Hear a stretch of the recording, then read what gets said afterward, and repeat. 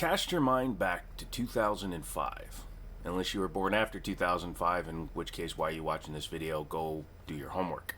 But in 2005, the U.S. military decided they were going to have a competition to replace the Beretta M9 as the standard military sidearm.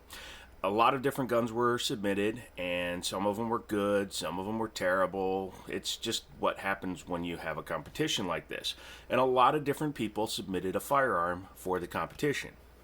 Obviously, the Beretta stayed in active service until just recently with the M17 and M18 commercially available as the SIG P320.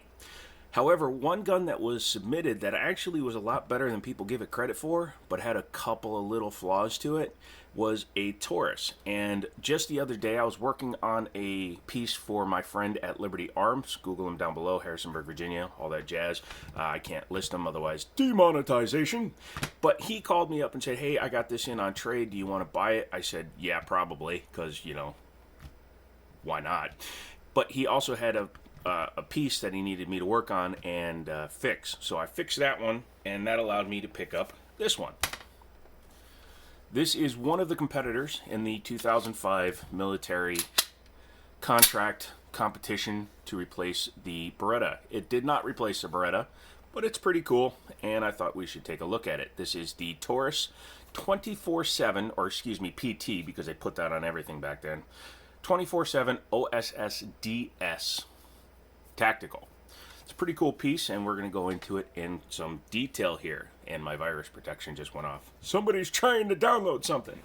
Anywho, this is a semi-automatic, in this case chambered in 9mm, although it is also available in 40 and 45. It is a polymer frame, steel slide, breech lockup system. It has a fairly decent trigger.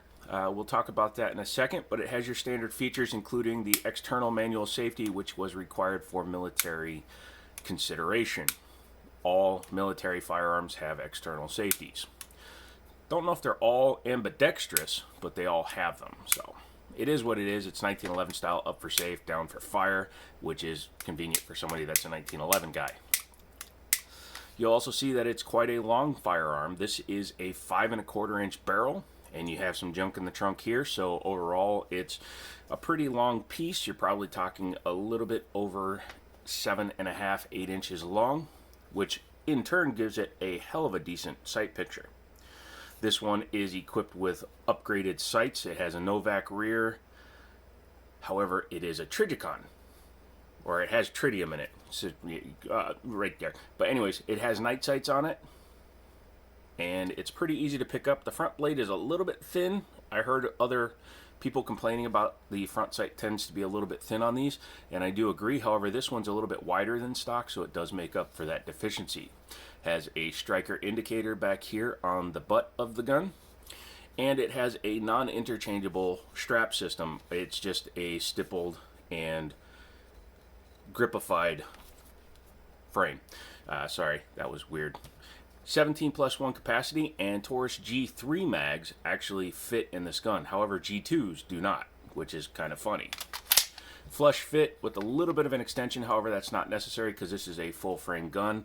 If you had to compare this to something contemporary, it's probably like a Glock 17L. The 17L is the standard duty version of the 34, which is the competition 9 from Glock. Has a 1913 style pick rail with 2 slots. It is a true 1913 rail, so it's flat, so you don't have to worry about proprietary instruments or lights or lasers or any of that stuff. Takedown lever and slide lock, slide release are right there. Otherwise, it's pretty plain. Has the very maligned lockup system or locking system, and I'll show you how that works in a minute. I'm glad they finally got away from using that. It's absolutely stupid. But anyways, generous grips or cuts on the side, easy to grip front and rear, so you can manipulate it both ways. And overall, it's a pretty balanced pistol for its length and its size. It weighs in at 31.5 ounces, a little bit heavier once you load it, of course. And the magazines are probably Mec-Gar or ACT, although these ones were made in Brazil, so who knows. Anyway, let's go ahead and talk about the trigger on this one. This is a double action to single action with a decocker. What that means is this gun is capable of being decocked and starting in double action. Taurus is one of the few manufacturers that actually manufactures a striker fired gun with dual strike or double strike capabilities. What that means is, we'll start it in double action. If you load the gun, rack it, fire it, nothing happens, you can just pull the trigger again and it will re-fire the striker or re-release the striker, however you want to put that. But it allows for double strike capability, so if you have a bullet with a primer that is super hard so it takes 2 strikes to set it off, this will set it off without having to rack the slide, waste all that time. You just pull the trigger. Now if the gun is fully loaded, obviously, and it fires, it goes into single action mode, which you can see is way back here. Double action starts to pull here. There's a little bit of take up and then a little bit of resistance to the release. Bing. And then the reset is super short. Helps if you actually reset it. There we go. This one has a full length stroke before the reset. But as you can see, the reset is way back here. Audible, not really tactile, but if you're practicing with it, you'll probably pick it up. And then it goes right into the next shot. Very decent trigger both ways. It's probably only a 7-pound trigger in double action mode. And in single action mode, it's probably 4. The mag release, not sure if it's reversible, but the cut indicates that it could be. The slide lock, slide release is only on one side, so this is a righty pistol with accessibility for a left-handed shooter. It's very easy to get up on the release that way. There, we've taken a look at the outside. Actually, before we do that, let's take a look at the box. I'm doing this all out of order. This is a standard Taurus box, lockable, but it is not airline approved because you can wedge the heck out of this one side even with it locked and get to the gun. Inside, it has nice foam inserts. I took the cleaning rod out because I was cleaning another firearm. Spot for a speed loader, your firearm, 2 magazines, which came with the gun. This one is my personal protection magazine, so it's loaded. I'll put it back in when we're done. And then the horrendous gun lock, and I will show you how that works too. Normally you'd have a manual and a gun lock in the box, but I don't really care about those, so I let them keep the gun lock, and the manual must have gotten lost by the previous owner. But this was Taurus's idea of a gun lock from back in the day. It's just a hex key that goes into there, so you put it in there and you turn it.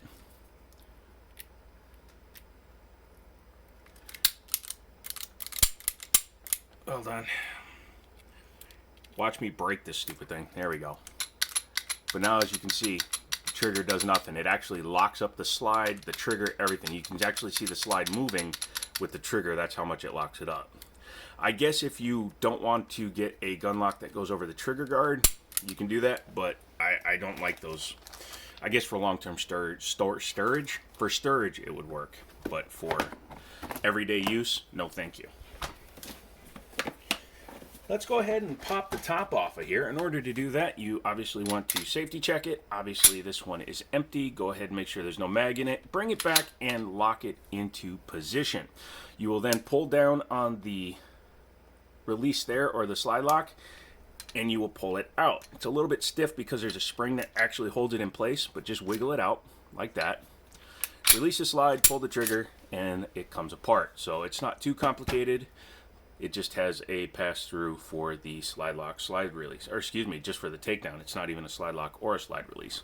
Inside you will see a generously sized spring, and this is a newer version of the spring. The earlier versions of this spring had a screw-on cap, which could actually fail and then cause the spring to come unbound and actually shoot out the front of the gun, or the rod out the front of the gun, which was not a good thing because then your gun is inoperable. But this has the updated system. Inside, like I said, it's got a 5 1/4 inch barrel. It's a big boy right there. Really good. Nice and thick because the gun is obviously chambered also for 40 and 45, so they were able to give it a little bit of extra thickness, which means it should have no problem running plus P rounds. Inside the slide, you do see that it's manufactured nicely. No real marks in there, even though this gun's been fired a lot. There's your drop safety, there's your striker mechanism, and as you can see with the way it resets, it automatically resets itself, and then the trigger just actually just pulls back and releases, which is pretty nice. External extractor on this one, and the fit and finish is pretty good. The frame, polymer frame, metal inserts. I like that they're very long frame rails. That aids for stability of the slide as it's moving back. This is obviously a fire control group, so that's where the serial number is on it. Overall, very simple. Your takedown goes in there, kind of like a SIG 320. There's your slide lock, slide release, and your dual safeties. Pretty simple. Let's go ahead and do a reassembly. Just take your barrel, flip it upside down. It's a little bit tight because you got to get it in the right place. Bring it back until it locks up on the breech. Take your spring, and you'll have to pay attention to which side was small and big. Small end goes into the front and locks into the front of the gun. There you go. Spring will come in and sit. Again, make sure it sits flat, otherwise the gun will not go back together the right way. Slide it back, lock it into position. Take your takedown lever, and you'll have to squeeze it in between the spring and the hole there. And then you need to move the barrel until it lines up. See that? So now it's grab the barrel, push it till it's flush, and spin it down. Super easy, super simple. Back together. And ready to go. So, what do I think of this bad boy? I think it's pretty cool. I think if you can find one for a reasonable price in a couple $100 range, you should definitely try picking one up just to see how they shoot. If you own one of these, let me know what you think of it. I'm going to be taking this out this weekend with Daniel, hopefully. I actually have some 9. Oh, bless the Lord. And we're going to put some rounds through this and my AR-15. So, come back. Hopefully I'll get those videos put out. I don't like editing for some reason, so maybe I'll film it as a one take with a bunch of jump cuts. We'll see. Again, Liberty Arms down in Harrisonburg, Virginia. They hooked me up with this one. They always get stuff in, so give them a call. Google them. Harrisonburg, Virginia, Liberty Arms. Come back next week for some more stuff, including a Rock Island revolver in 9mm, which is pretty interesting. And, as always, I'll talk to you later.